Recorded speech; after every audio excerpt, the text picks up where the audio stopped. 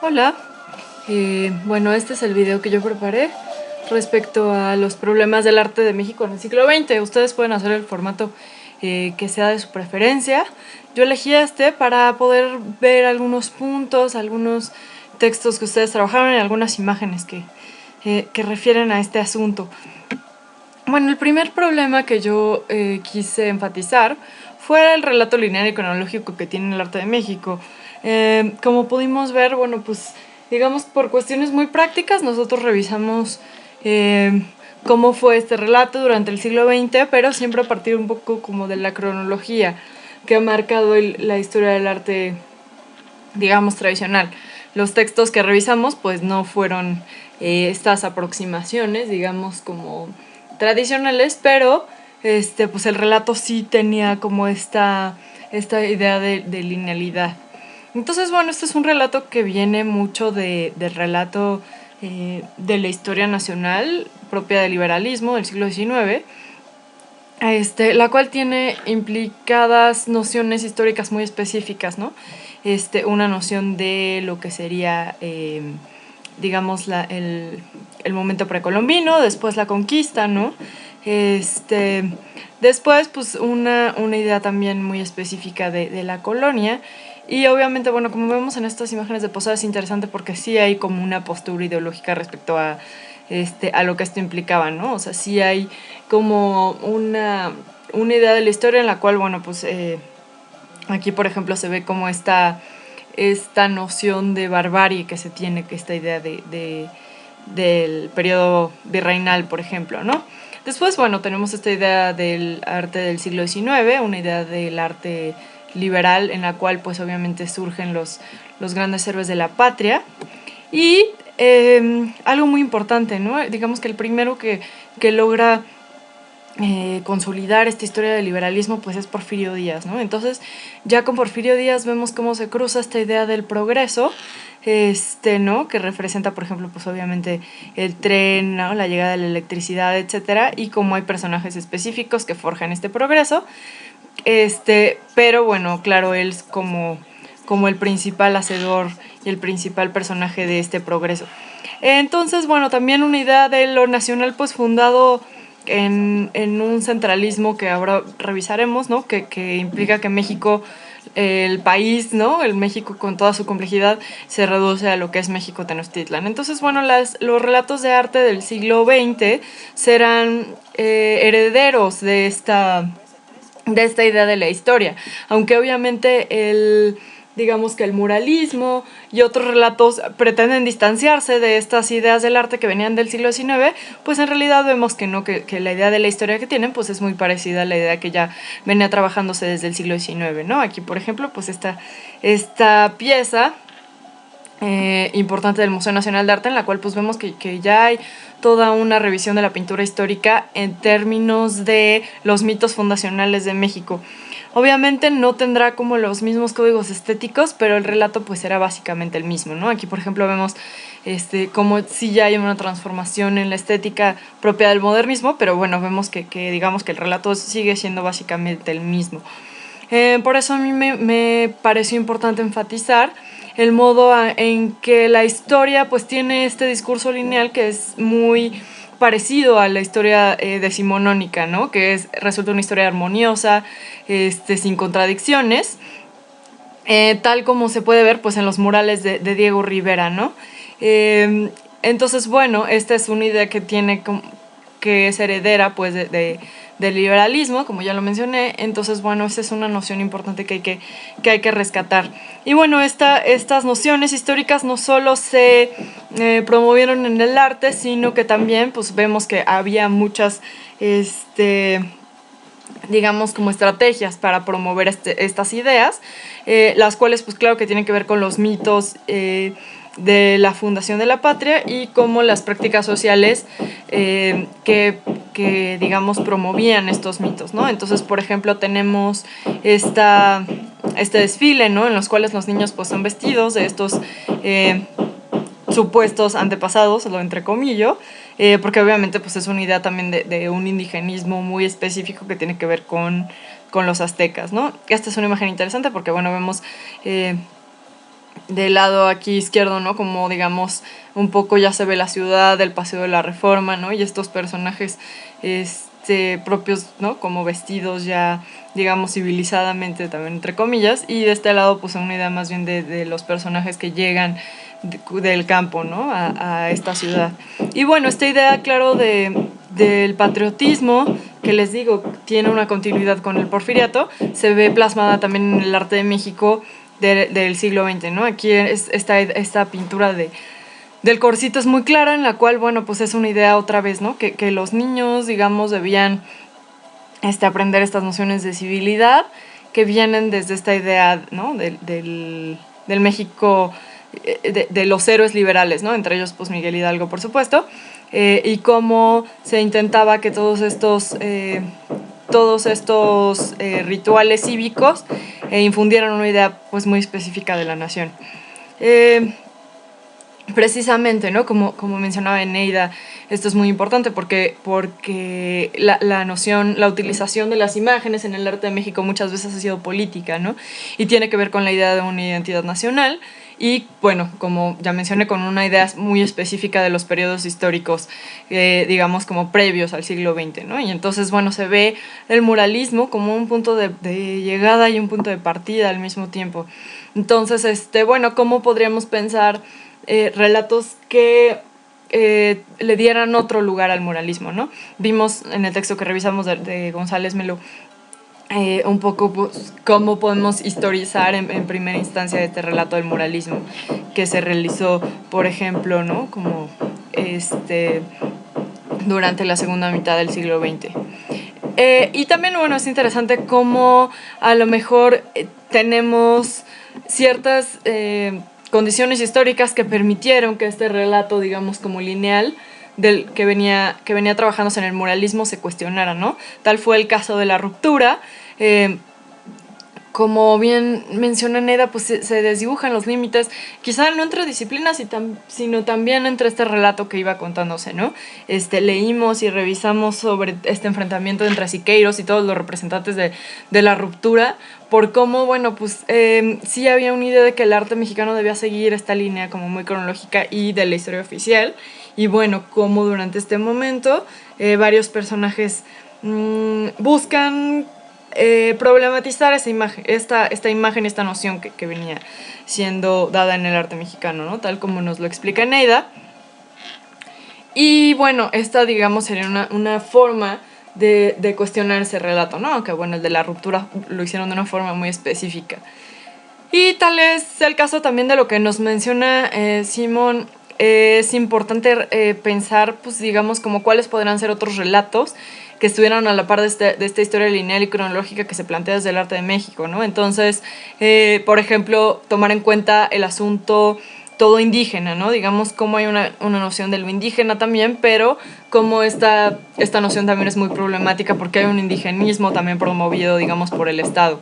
Entonces, y como vimos en las imágenes, pues tiene que ver con un indigenismo glorioso, ¿no? Que tiene como estas imágenes que exaltan estos como héroes indígenas, y bueno, pues habría que ver como cuáles son los puntos críticos de esto. Yo puse, por ejemplo, aquí unas imágenes de arte popular, ¿no? Cómo es considerada esta noción de arte popular antiindígena en contraposición con estos nombres de autores que tenemos, ¿no? Los grandes nombres en el arte mexicano. Entonces, bueno, estos son como varios ejemplos y bueno, es interesante pensar cómo están son parte de la colección del Munal, cómo hubo un momento también en el arte de México que se consideró valioso contar esta historia del arte popular y bueno, que ahora está más que olvidada. Entonces, bueno, respecto a este asunto de la historia, pues sí habría que pensar como críticamente, ¿no? La historia de quién o de quiénes es la que se está contando en este arte de México. Pues cuáles son las relaciones de poder que se establecen, ¿no? Entre centro y periferia, pero bueno, entre también otros relatos que se están dando y que esta historia lineal pues omite evidentemente, ¿no? Entonces, ¿cómo empezar a pensar otras historias de otros relatos en el arte de México? Esto nos lleva al siguiente punto que me pareció importante resaltar, que creo que es obvio que la historia que hemos aprendido de México y que se sigue escribiendo tiene un centralismo imperante muy impresionante, muy importante, y que bueno, tiene que ver mucho con cómo se ha escrito la historia política e incluso social de este país, ¿no? Desde el centro. Nosotros siempre esta idea, ¿no? Lo que ocurre en el centro, lo que ocurre en el Distrito Federal es lo que ocurre en el resto del país. Por lo tanto, la historia de las principales corrientes artísticas son generalmente las que ocurren aquí en el centro, ¿no? En el centro del país. Entonces, ¿cómo podríamos pensar otro tipo de relatos desde, pues sí, esta visión propia del Estado que ha promovido pues esta idea de México, ¿no? Y México entonces es estos paisajes del centro, el Valle de México, que viene pues desde el arte del siglo XIX y que vemos que su mayor, digamos, representante es José María Velasco, que hizo en el siglo XIX estos paisajes del Valle de México y que pues por supuesto tenía toda esta idea de pensar México a partir de estos paisajes muy específicos. Y bueno, que de algún modo se traslada esta idea al arte que ya se hace en el siglo XX, ¿no? Y entonces, bueno, el paisajismo sería un género interesante de revisar bajo esta óptica centralista que tiene, ¿no? Del centralismo que tiene el arte de México. Ya lo mencionaba Eneida, los presupuestos en esta historia del arte sí se podrían repensar a partir de pues lo que sucede no solo en la capital sino en otras ciudades, y que bueno, claro que tiene esto también mucho que ver con pues la propia noción de arte, ¿no? Que es el arte quien legitima estos discursos artísticos. Entonces, bueno, pues vemos que también hay ya como otras formas en las cuales se aproxima a estos relatos centrales o a estos personajes centrales, en términos no solo de, digamos, como de relatos, como mencionaba, históricos y políticos, sino incluso en términos territoriales, ¿no? O sea, cómo pensamos ahora pues estos relatos que nos hablan de un México ceñido como a una territorialidad muy específica, y ahora pues cómo podemos subvertir esa idea, ¿no? Bueno, el siguiente sería la historia de los grandes personajes. La historia del arte de México no puede estar desligada de esta noción de los grandes personajes. Digo, ya no vamos a repetir cuáles son, digamos, las ideas, pero sí es interesante que en los periodos específicos siempre vemos que se narra la historia de estos como personajes como si fueran los protagonistas y hacedores de los diferentes momentos, ¿no? Tal es el caso, por ejemplo, de José Luis Cuevas en La Ruptura, y es interesante cómo, por ejemplo, en el discurso de la exposición reciente de la UNAM, Desafío a la Estabilidad, pues justamente se cuestiona esto, ¿no? Se cuestiona el protagonismo de estos personajes en toda una corriente artística, en todo un momento artístico, y cómo, bueno, pues hay que complejizar estos acercamientos, ¿no? Entonces, bueno, como el ejercicio que Neida realiza, en la cual, bueno, pues cada uno de los personajes relevantes en su momento, tiene, digamos, una aportación muy específica y tiene también búsquedas muy específicas, ¿no? Habría que complejizar la propia noción también de estos personajes, o sea, no categorizarlos bajo una sola línea, sino también, pues, encontrar como todas las vertientes, todos los discursos. Hay que retomando, por ejemplo, este enfrentamiento interesante entre Siqueiros y los miembros de La Ruptura. Es interesante, muchos personajes del arte mexicano son y fueron contemporáneos, ¿no? Y tienen discursos muy distintos, entonces cómo contraponer esta historia como simplificadora a esta historia compleja en la cual pues hay enfrentamientos y hay muchos discursos que se están dando al mismo tiempo.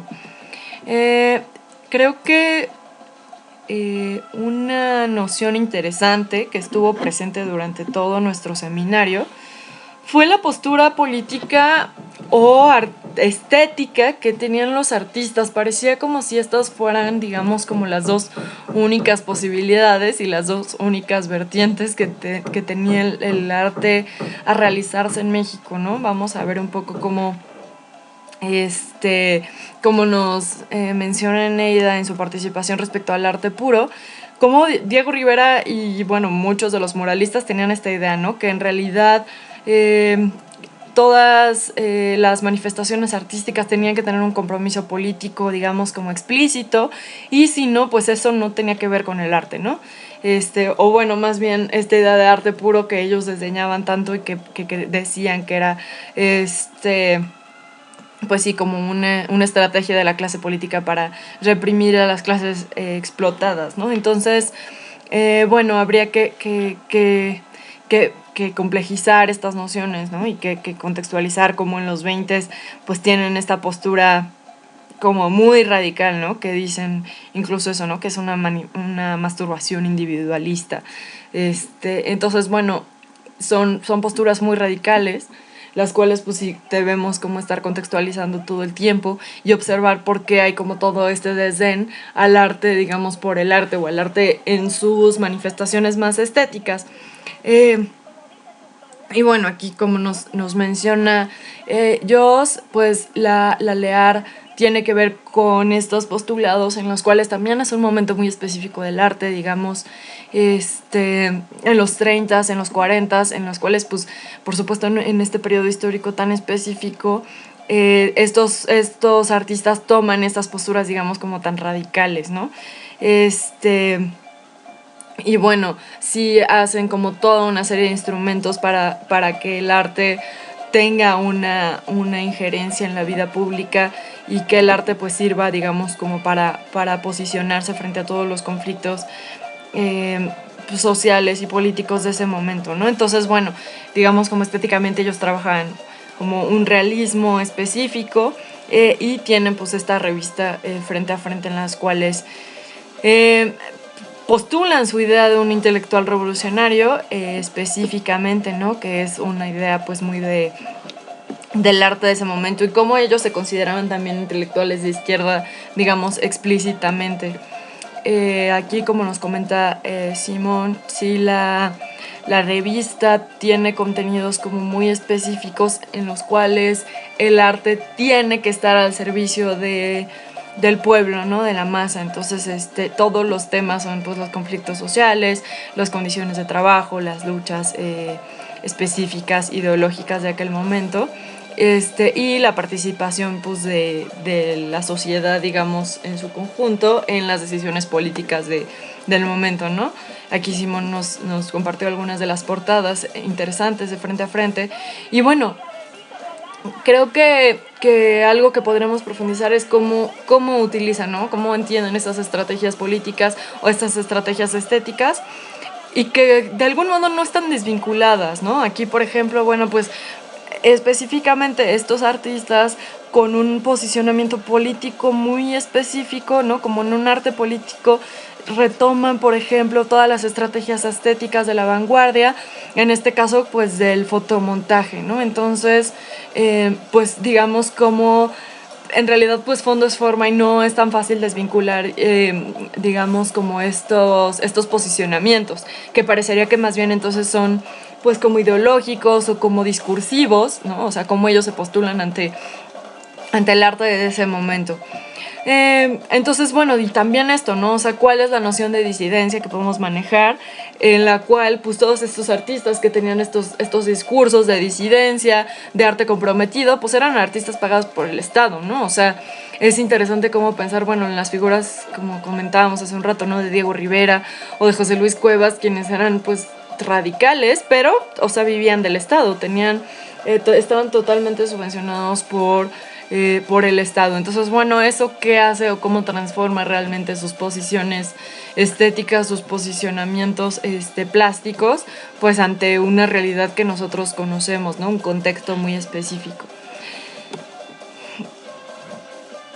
Entonces, bueno, también tenemos, digamos, como el lado aparte, ¿no? O sea, como si la ruptura, que quienes dicen tener una posición únicamente estética, no también se estaban posicionando políticamente ante un arte que estaba, digamos, según sus palabras, tomado por el Estado, por un discurso específico. O sea, también es un posicionamiento político, aunque estéticamente, pues no tiene que ver con temas políticos. Entonces, es interesante, pues sí, complejizar esta noción. y ver pues que también ellos hacen unos posicionamientos muy específicos, ¿no? Ante lo que está sucediendo. Entonces es interesante complejizar esta relación todo el tiempo, ¿no? Entonces, pues sí, por supuesto que hay toda un conflicto ideológico, ¿no? Como unos momentos en los cuales hay enfrentamientos y hay discusiones. Y pues sí, digamos que como si el arte se entiende, por ejemplo, en términos de libertad, bueno, la libertad según quién, ¿no? La libertad para quién o para qué momento específico o para qué artistas específicos. Entonces, bueno, por supuesto, tenemos un discurso, Revolución Mexicana, que pues claramente era un discurso que ya estaba oficializado. Entonces, bueno, por supuesto, tenemos también posicionamientos como el de Gabriel Orozco, que revisamos apenas esta semana, que justamente dice, bueno, pues también qué es el arte, ¿no? O sea, cómo es la vinculación del espectador con el arte. Y entonces, bueno, claro que hay ideas, ¿no? Que tiene que ver con que el arte, pues, activa mecanismos, relaciones, acciones, y no necesariamente tiene que ser explícito su posicionamiento, ¿no? Entonces, por ejemplo, aquí, pues sí, justamente ellos nos señalan, ¿no? Cómo hay, pues sí, como toda una tensión otra vez, ¿no? Entre estos posicionamientos como muy defensores de como un relato específico u otro. Entonces, ¿no? Aquí, pues sí, o sea, justamente ellos también tienen una postura de choque, pero ante otra realidad distinta a la que tuvieron en su momento los muralistas. Y bueno, otra vez, ¿no? Como hay muchos ejemplos en el arte de México donde sí se postulan específicamente como hacia el arte con características específicas, aunque bueno, el taller de gráfica popular pues tiene un claro posicionamiento frente al rescate, por ejemplo, del grabado, ¿no? Y sí hay como una expresividad muy específica y una estética muy específica en los grabados que trabaja el TGP. Otro de los relatos que es interesante complejizar es esta noción de lo mexicano contra lo universal. ¿Qué tanto es, digamos, como, pues sí, otra vez, ¿no? Digamos como un enfrentamiento pues que es más discursivo respecto a lo que debería ser el arte mexicano. Y bueno, por supuesto, ¿no? ¿Qué es este cambio de paradigma? Como nos dice George, pues tiene que ver con el modo en que los paradigmas ya no explican estos postulados, ¿no? Entonces, pues aquí justamente hay que pensar eso, ¿no? O sea, la historia del arte de México cambia de paradigmas porque pues hay una complejidad interesante entre plantear lo mexicano y lo universal, ¿no? O sea, como si existiera otra vez lo puramente mexicano o lo puramente nacional, lo único enviado pues por un contexto más amplio, ¿no? Entonces, bueno, pues sí, aquí me parece que ellos lo interpreta bien, ¿no? Digamos que parece que de las dos formas hay una ideología religiosa que tiene que ver con un contexto más europeo, que es un arte más, digamos, virreinal, por ejemplo, que es un arte más religioso, pues sí, un romanticismo nacionalista ya también, pues absurda, ¿no? También de pronto, ¿no? Como un nacionalismo exacerbado que no permite ver críticamente pues de qué se tratan los discursos artísticos. Entonces, pues sí, dice Gabriel Orozco que existe esta tensión, ¿no? O sea, también como hablando no solo de problemas como muy específicos, sino tratando de generalizar, también tenemos, digamos, como estos discursos más generales. En este caso habla todavía de un discurso universal. Entonces, bueno, más que pensar que existe algo como propiamente mexicano o algo propiamente universal, en este sentido, como podría verlo Gabriel Orozco ya en los 90s, en un momento como leímos de globalización, pues es interesante ver desde dónde se postula cada uno de los artistas. Entonces, bueno, como menciona Simón, pues las vanguardias también tienen este posicionamiento o esta pregunta por la tensión entre lo mexicano y lo universal, entre lo tradicional y lo vanguardista.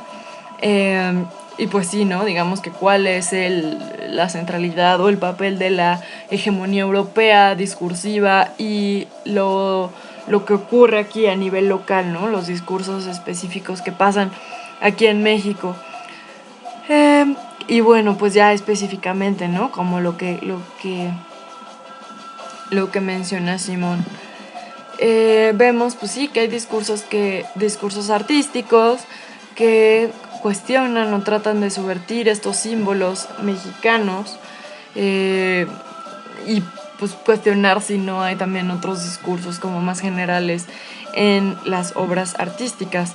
Porque además, bueno, por supuesto que esta es una noción que pues está ampliamente ya cuestionada en este momento, ¿no? O sea, si existe como lo propiamente mexicano, y bueno, cuáles son como todos los peligros que encierran el seguir pensando como un México único, específico, en contraposición también a lo universal, a lo general, a lo mundial, que pues usualmente se vincula pues con los discursos hegemónicos de Occidente.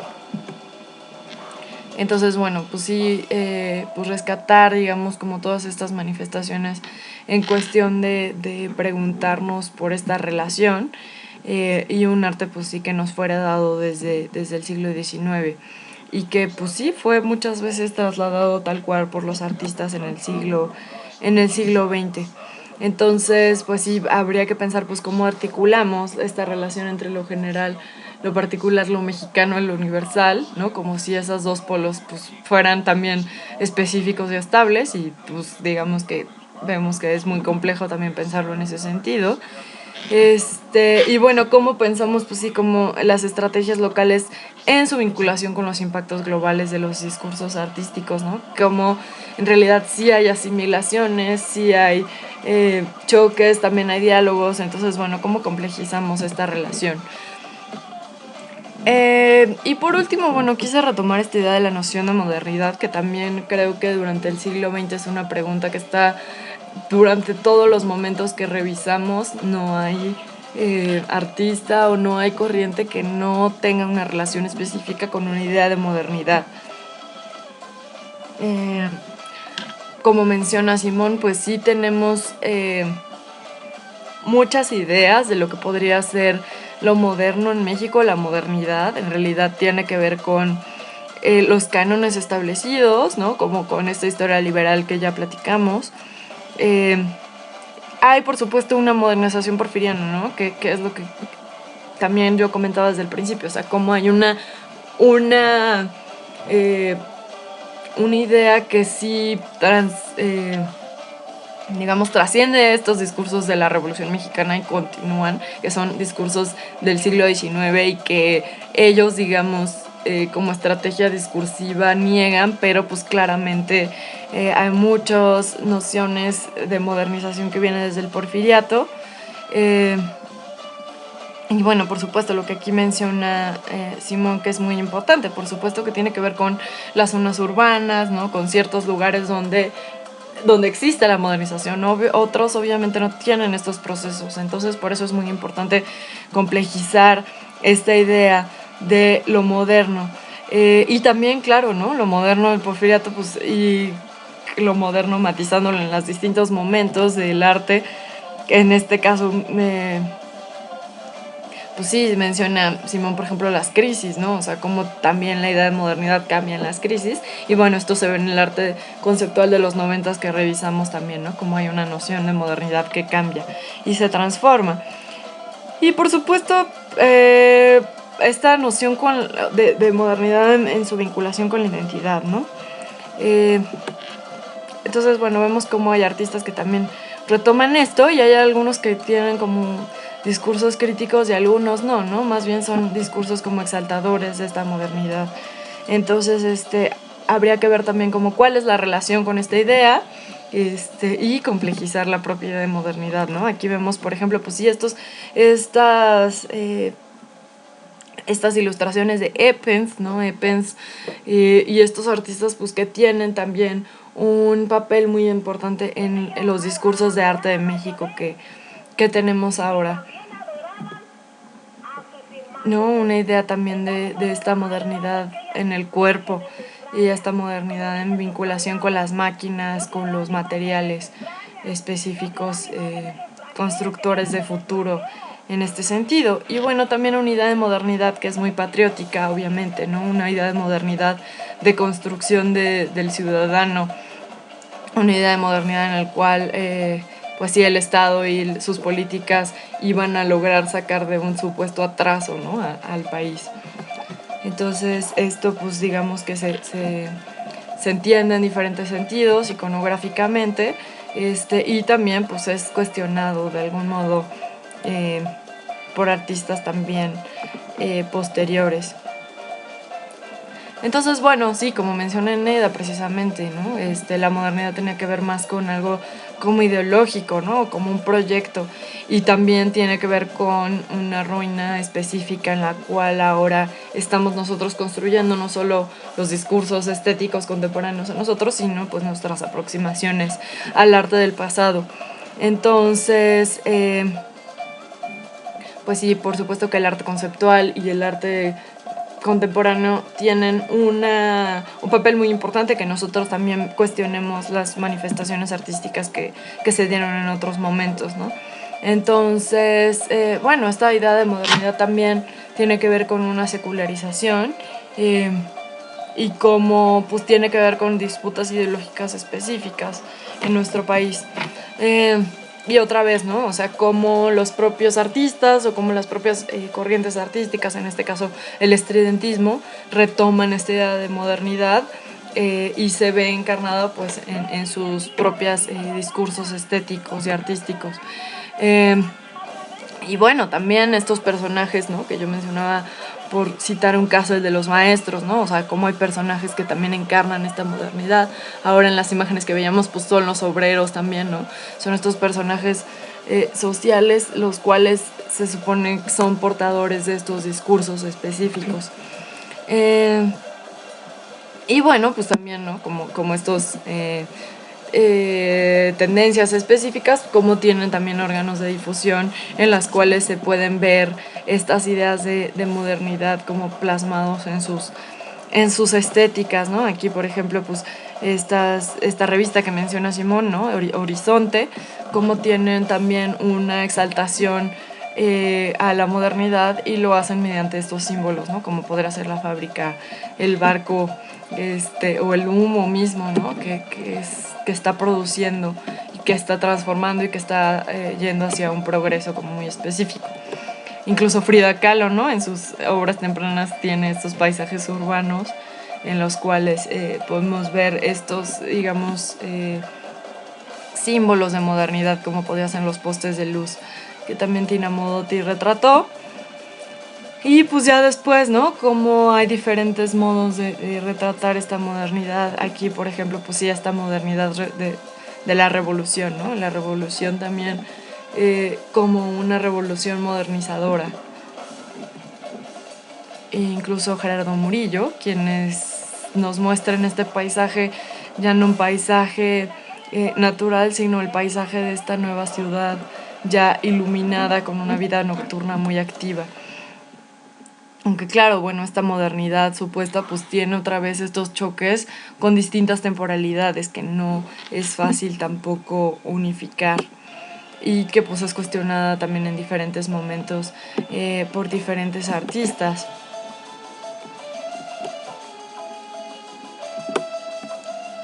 ¿No? Que demolen, que quieren hacer una idea de demolición respecto también al pasado, a las ideas de modernidad, de progreso, y de pues todas las nociones que vimos hace un rato, ¿no? Cómo se contraponen estas ideas de un México también como un México armónico, un México colorido, con estos discursos estéticos de la post-revolución, con discursos pues que también cuestionan esta noción de lo mexicano, ¿no? Entonces, bueno, el propio arte como acaba por preguntar sobre estas ideas.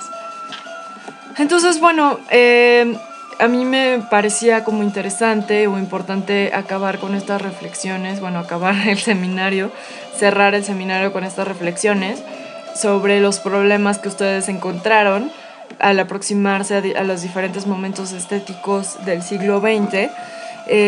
Y bueno, aparte de estas reflexiones que ya les compartí respecto a temas específicos, yo quise hacer como una especie de lista de retos respecto a cómo podemos aproximarnos al arte del siglo XX, ¿no? Con los problemas que ya mencioné y pues con otros que ustedes también irán destacando en sus propios videos. Uno sería diversificar las nociones que tenemos de historia, ¿no? Como no esta historia otra vez cronológica y lineal, sino pues una historia como, pues sí, compleja, o muchas historias más bien, ¿no? Revisar los procesos artísticos en otros circuitos, ¿no? Que no necesariamente sean artísticos, como el arte legitimado que tenemos, ¿no? Con la institución, con el Estado, con el mercado, sino otros procesos creativos y estéticos que se han dado también en el siglo XX, en esto que llamamos México. Y esto, ¿no? Que podamos hacer estas revisiones críticas con problemas específicos, como el ejercicio que ahora estamos realizando, que no necesariamente sean coherentes entre sí, pero que sí nos permitan como profundizar y hacer una revisión crítica de estos momentos. Contextualizar las producciones específicas, ¿no? O sea, hay casos en que ni siquiera está contextualizada ciertas como nociones o ciertas líneas que siguió el arte de México. Y bueno, sí creo que es un reto importante hacer este trabajo de contextualización. Rescatar una noción de historia de larga duración, ¿no? Como les decía, bueno, pues no todos los artistas llegaban y rompían con todo lo anterior, eso era imposible, ¿no? O sea, como discurso, ellos sí se postulan ante cambiar y nunca más hablar de lo que se habló en el periodo inmediato anterior, lo cual pues es imposible. Entonces, bueno, rescatar esta noción también de larga duración, como les decía, por ejemplo, las nociones de historia liberal que surgieron en el siglo XIX, que retoma Porfirio Díaz y que los periodistas post-revolucionarios retoman felizmente, ¿no?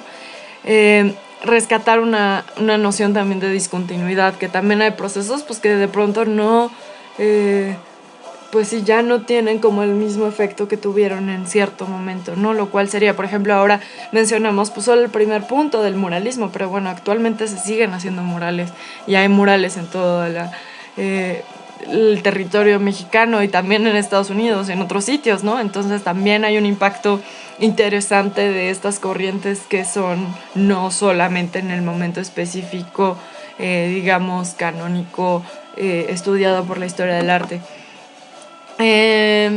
Pues esto, creo que lo que es importante es hacer una pregunta por la historia del arte en México en un contexto en que estamos pues todos repensando qué es México, ¿no? En esta realidad tan compleja, tan contradictoria y tan urgente de repensar. Lo cual también tiene que ver con una reflexión pues, sobre las propias jerarquías del arte, ¿no? Y qué sistemas le han dado estos valores específicos y cuál es el momento de estos sistemas, ¿no? O sea, pensar hoy, pues cuál es el papel del Estado mexicano respecto a las producciones artísticas, del mercado, qué significa que tengamos tantos museos privados ya con colecciones muy importantes. Entonces, bueno, pensar en todas estas jerarquías. Y otra vez, bueno, identificar estas estrategias simbólicas que utiliza el arte y que, bueno, siempre en esta vinculación compleja entre el pasado, el presente y el futuro, ¿no? O sea, cómo nosotros también es interesante, como decía, por ejemplo, Renato González Melo respecto al muralismo, en un texto que escribe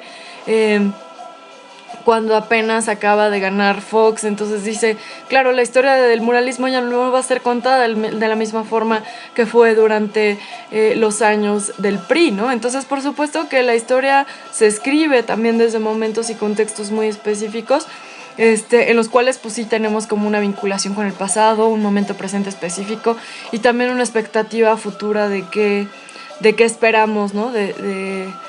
de nuestro contexto social, cultural y pues por supuesto del arte, ¿no? Entonces, bueno, pues esto es un poco la primera reflexión. Y pues estaré esperando entonces sus propios comentarios y reflexiones sobre las líneas y los problemas que pueden identificar que trabajamos en el seminario. Muchas gracias.